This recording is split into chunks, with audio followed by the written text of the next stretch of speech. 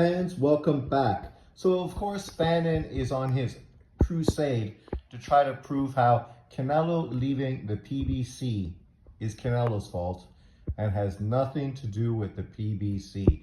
Yet, we also see all the other fighters who've currently left the PBC, including Deontay Wilder, the chosen one.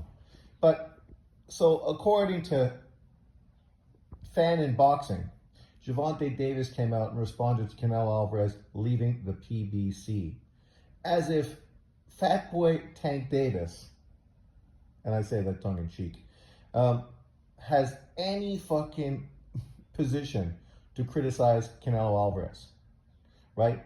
Just think of the irony that consistently PBC fanboys have always tried to compare and join Tank Davis's career to Canelo Alvarez, trying to cap and piggyback off of Canelo, acting as if now he is the face of boxing. He is the pay-per-view star. Yet anyone with common sense that can read fucking simple numbers and knows simple facts knows that that is not even close to being the truth. This is no hate towards Tank Davis. It's hate towards the fanboys that are trying to stick a fucking square block in a round hole. People are quick to criticize Canelo Alvarez because he's not fighting David Benavidez. David Benavidez is just this time's boogeyman. Historically, these same people that have criticized and hated on Canelo Alvarez, have consistently found one boogeyman after another. As I tell you, it's ironic that most of these people are also Floyd Mayweather fans, yet these same people were critical of people consistently hating on Floyd, talking about the next boogeyman in Floyd's career. And now here they are doing the exact same thing with Canelo Alvarez. It's ironic, right? How history repeats itself. And yet these guys are delusional enough to ignore that. Or they will say, well, the same people that support Canelo are the same people that did that to Floyd. You're not proving my point incorrect. You're just justifying my point. You're saying that the reason you're doing it is because they did it to Floyd.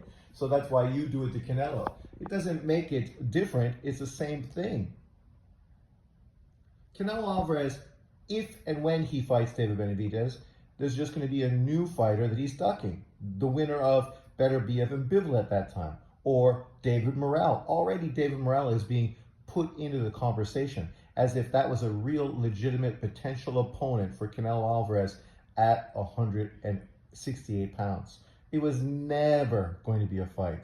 And the irony is the same people you're acting as if he's the Mexican monster blatantly ducked Morrell. And we know that because we have the videos proving it. We have Benavidez's own manager coming out saying the contract was signed, the fight was next, and then David Benavidez coming out and contradicting his own team. And a year later, that fight still hasn't happened and is no closer to being done. But now that problem somehow moves towards Canelo Alvarez. This is no different than the whole Boots Ennis-Bud Crawford situation. Boots Ennis literally left the WBO rankings where he was a #1 mandatory opponent and actually offered the Bud Crawford fight to chase after Errol Spence and the IBF.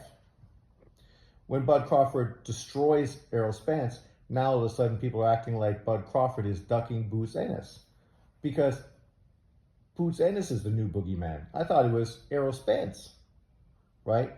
But these kind of people consistently move the goalposts, consistently. And that's exactly what Fannin does all the time, and people like Fannin. Him using Tank Davis to try to hate on Canelo is ridiculous. It's ridiculous because you're using a guy in Tank Davis who's never had a legitimate pound-for-pound opponent. His best opponent to date is who? Some people will say Leo Santa Cruz. Other people said Gamboa.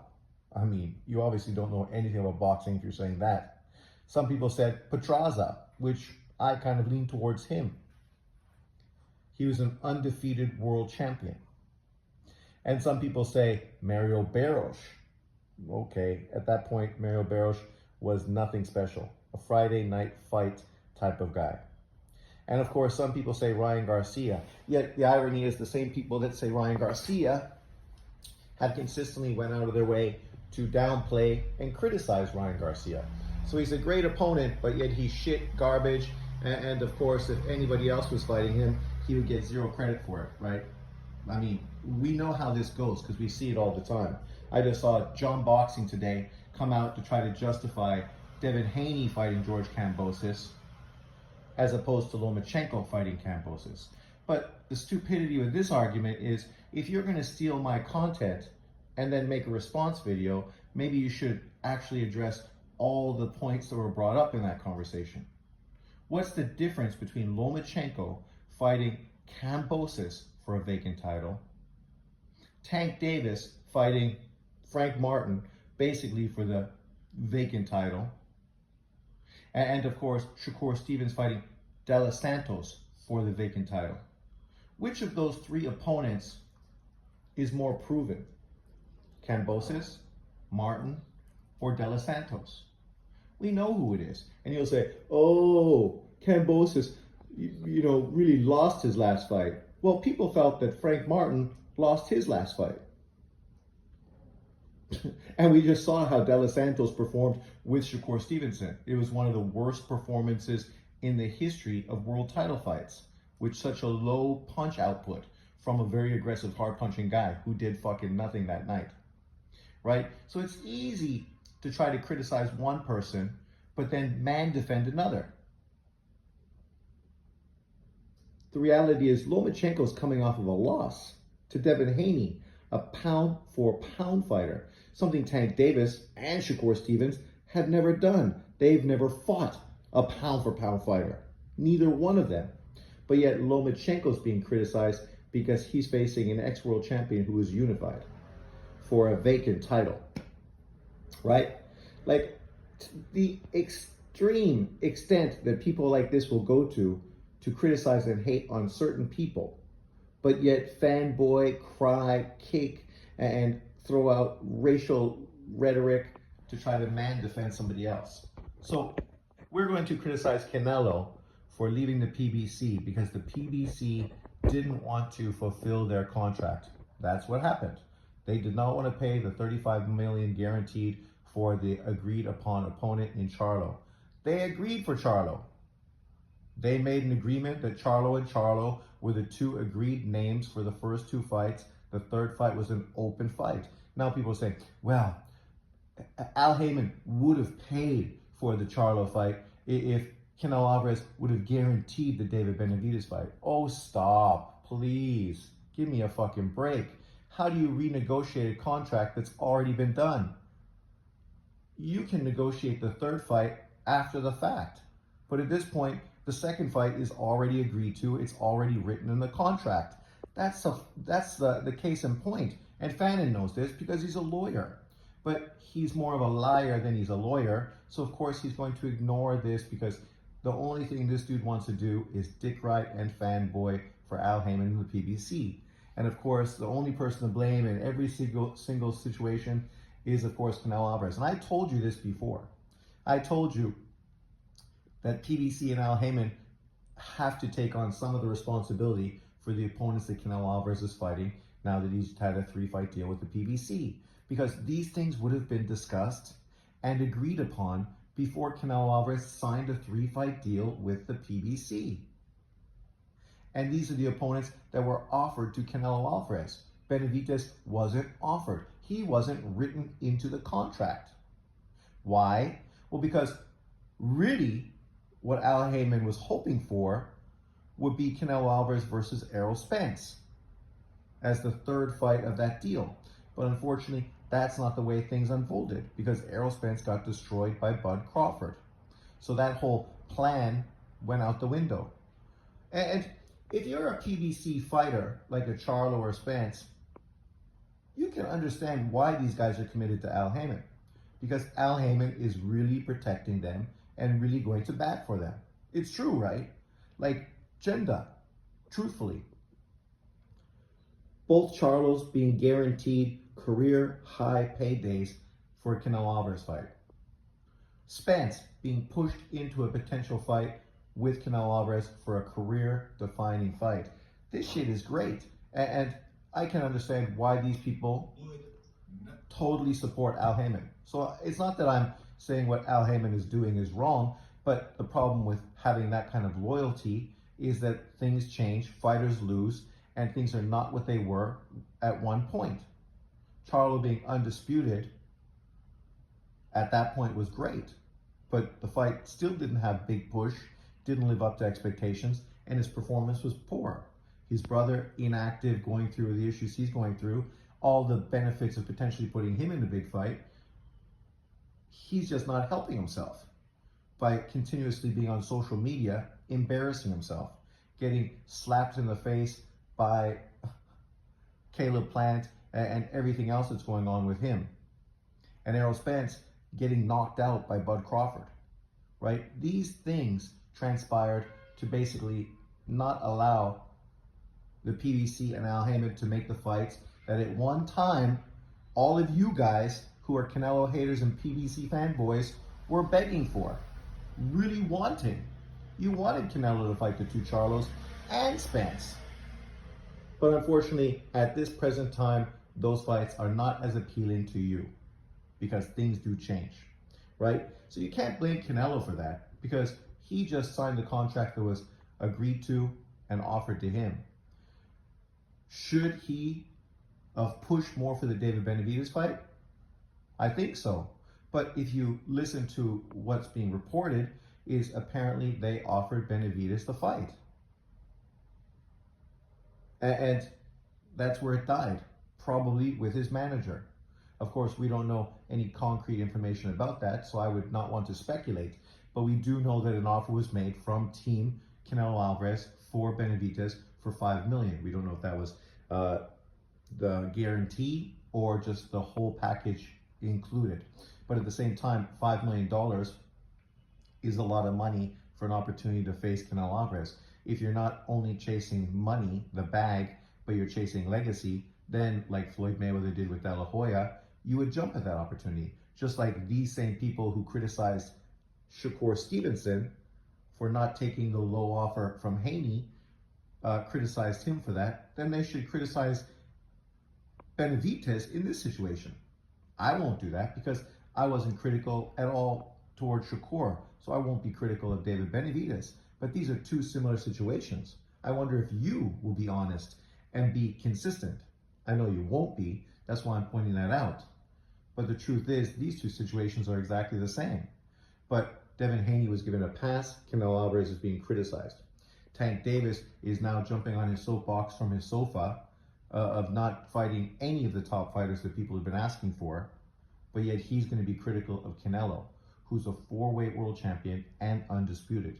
Tank Davis is now, thanks to being elevated by the WBA, a 2-weight world champion, who's never unified titles at any weight division, has never faced any of the top opponents that people have pushed for him to fight.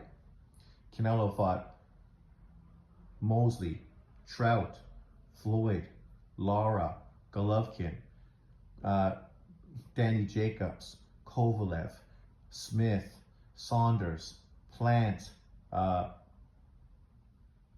missed on Bivol, right? He's taken on the best in multiple weight divisions consistently through his career, and in the process actually got beat and had multiple draws, telling you the level of competition he's been in with.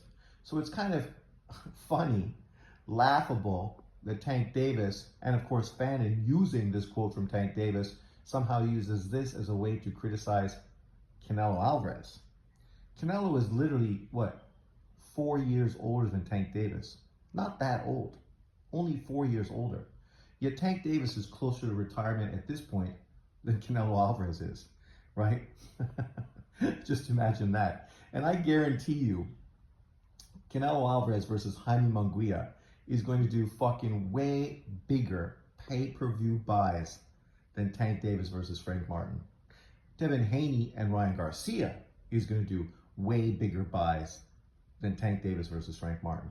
So let's see how cocky and arrogant Tank Davis is when the Frank Martin fight fails. And if you listen to his team, that fight's not even going to happen because it was never agreed to because Al Heyman hasn't said anything. That's according to Tank Davis's team. talk about misinformation. I mean, the information we get from Tank Davis's team and David Benavidez' team is consistently contradictory.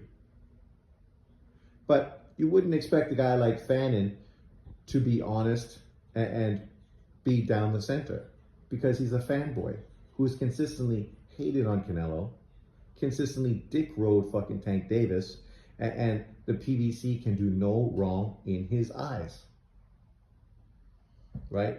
I mean, ironically enough, the people he used to roll with, who realized that he was also a mental case, the LDDC, they also have cashed in their chips with regards to Tank Davis, and now put all their cash in with Devin Haney. And who can blame them? Devin Haney's doing what Tank Davis has never done. Unifying titles, fighting top fighters in divisions, taking on opponents that people actually wanted him to fight. And he is only 25 years old. So even if I'm critical of Devin Haney and his father at times, I appreciate what they do in the sport of boxing. They're doing what boxers should do. Try to make big fights. Try to do what boxing fans are asking for. We're still hoping one day, hopefully, that Tank Davis and his team come around to the concept that, yeah, you cherry picking a bunch of fighters to make money that no one gives a shit about is not really the way to build your legacy. But to criticize Canelo, who's already a Hall of Famer, at this time, is Tank Davis a Hall of Famer? Of course, PBC fanboys are going to act like, oh yes, of course he is.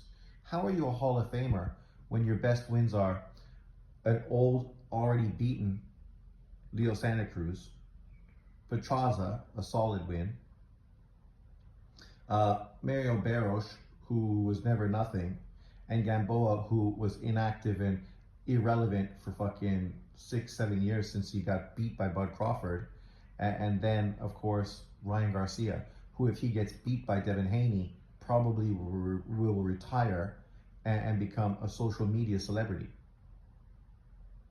But that's what you're going to hang your hat on. Oh, sorry. And of course, the next big fight against Frank Martin, if that is a fight that actually gets made. We're still waiting to see. But leave your comments below. I mean, I understand if people are angry that Canelo isn't pushing harder for a David Benavidez fight, because it is a fight we want to see. But at the same time, who's fucking David Benavidez? This is a guy that ducked David Morrell. This is a guy who ducked fucking the Caleb Plant unification fight for years. This is a guy who only last year finally got 2 quality wins on his resume. Last year. Prior to that, he was fighting nobodies, bums.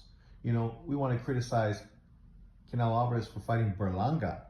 Berlanga is just as good as a Frank Martin, if not better. At least he's got name recognition and is marketable, right? Like, let's be honest. Most of the guys fucking David Benavidez fought aren't as exciting potential opponents as Berlanga is.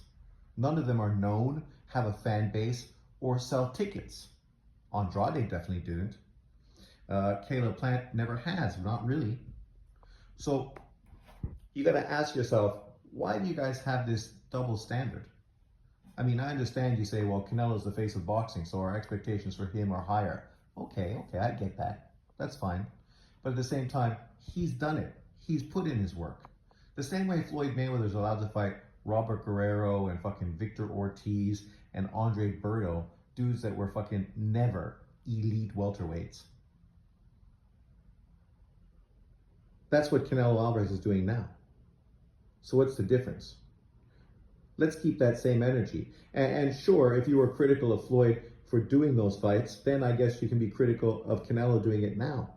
But you got to understand that Canelo's not doing anything different than these guys have done in the past. He already did his big fights. He already earned his accolades. He's already a proven fighter, a pound-for-pound fighter, and a future Hall of Famer. But yet you're going to give guys like Tank Davis a pass. A guy that at this point is treading water. Hasn't shown any indication or inclination at all to try to be great. But yet you guys want to crown him a superstar. I'm going to make a video later today talking about what does the PBC have moving forward. I mean, here, this is a good picture talking about the PBC on rough waters, potentially a sinking ship. What's their future hold for them? What fighters do they have in their stable currently that are going to carry the PBC for the next 5 years? Leave in the comment section below and tune in for the video later on today when I tell it and break it down and go more in depth. And I ain't hating on the PBC. I just question how the PBC is being maneuvered and if it's been done properly. If you go look right now at the PBC stable, you will find a whole lot of old, washed up fighters that are well past their best and irrelevant at this point. A shitload of them. The majority of PBC fighters are like that. Where's the young guys?